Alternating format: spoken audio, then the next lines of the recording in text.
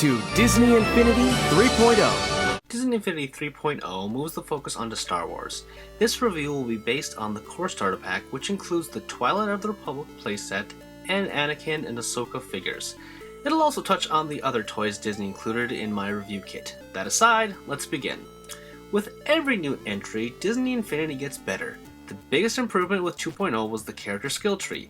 This edition may not be as groundbreaking, but it's a more well-rounded, overall smoother experience. For example, the game begins with short demos of the new playsets and modes that will be available for 3.0. Again, they were short, but it was still a nice taste. It then places players into the Toy Box hub, where the options from there are seemingly endless, or in this case, infinite. There are various tutorials set up for each construct of Disney Infinity, such as combat, platforming, building, online modes, and so much more.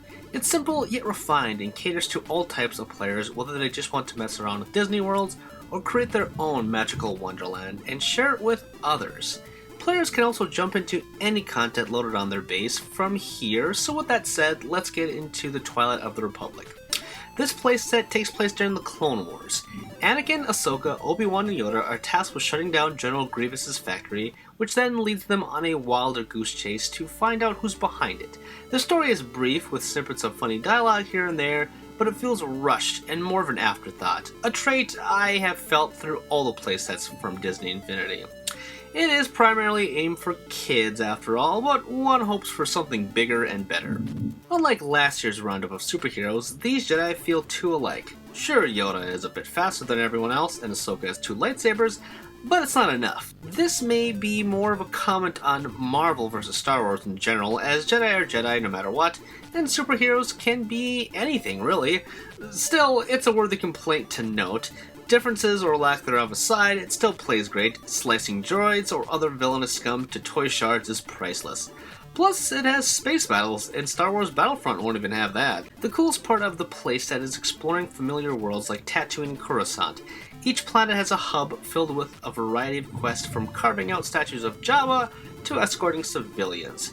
This is a nice step up from last year, where the Avengers set up their world in New York City, a fairly bland place by game standards.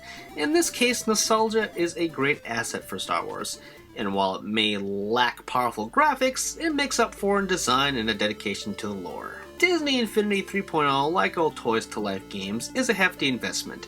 The best part about the whole thing are the figures, which are still the best compared to the competitors. I recommend one of the Star Wars Rebels, like Sabine, as well as one new Disney character like Korra from Tron Legacy to supplement the experience. Also pick up the Toy Box Takeover add-on, as it's a cool little Diablo-style game merging the multiverses together, akin to Kingdom Hearts. It's still not the perfect crossover game from what I have envisioned, and it's a little rough around the edges technically, but it's getting there. Adult or child, solo or co-op, it's a fun little romp. Push button, push button. No, not again!